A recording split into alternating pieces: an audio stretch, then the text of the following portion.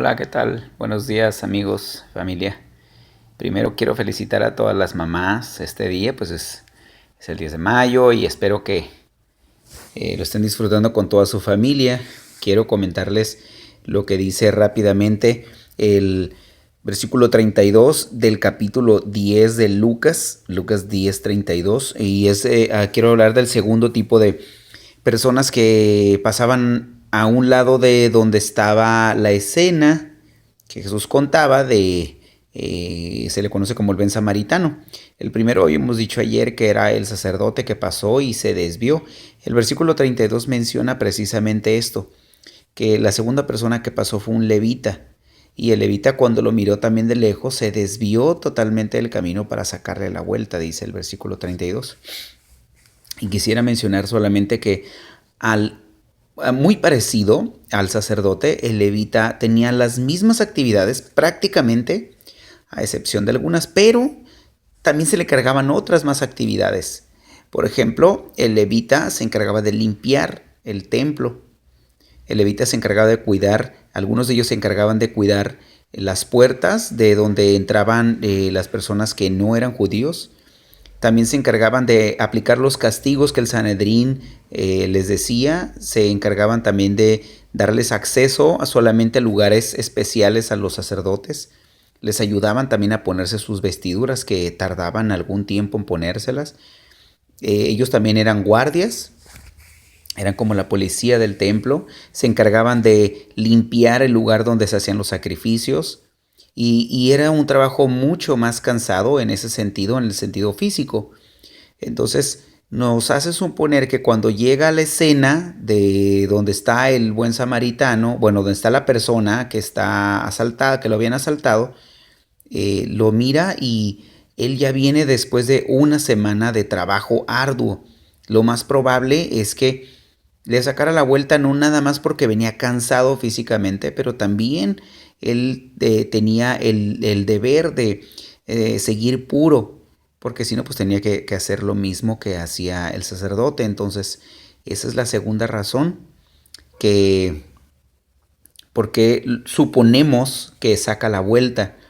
Sin embargo, recalco que ellos hicieron lo correcto, pero Jesús venía a enseñar la interpretación correcta de el deber humano de ayudar a otros.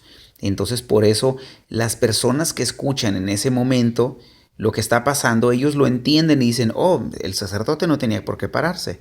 Ellos no lo miraban como nosotros lo miramos, decir, ay, ¿cómo es posible que él siendo ayudante en la iglesia o que es trabajador de las cosas espirituales no se pare a ayudar? Pero nosotros no entendemos porque nuestro contexto lo miraríamos como un descaro, como algo malo. Sin embargo, ellos lo miran como algo justo. Así decir, el sacerdote no tenía por qué ensuciarse, digamos, porque era su deber no hacerlo. El levita era también eso. Por cierto, los levitas no eran los que tocaban, eran solamente algunas ocasiones, algunos de ellos, pero el 90% o poquito más del 90% de sus actividades no era la música. De hecho, solamente había un grupo pequeño que eran los que cantaban o que tocaban. Todos, poquito más del 90%, como el 92% de ellos, eran servidores, eso quiere decir, ¿no? Nosotros ahora lo interpretamos de otra manera, pero pues bueno, ahí les va a los músicos. El levita era el que ayudaba, era el ayudante del sacerdote y solamente en algunas ocasiones aisladas ayudaba a cantar o a tocar. Y bueno, esa era la segunda razón y la segunda persona por que no se paró.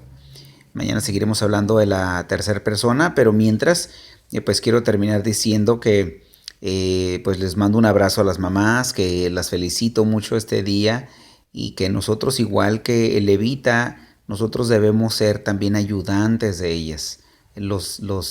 Eh, ¿Cómo se dice? Los que estamos bajo ellas, y lo digo en el mejor de los sentidos, tratando de hacer de nuestro cansancio su descanso. Yo entiendo que en ocasiones no lo hacemos o muchas veces no lo hacemos, pero Jesús también vino a quitar ese machismo de nosotros y vino a ponernos el lugar de Él, de un servidor, para nuestras familias y que Dios nos ayude, porque muchos no lo hacemos, nos ayude a ir cambiando eso y a ir mejorándolo.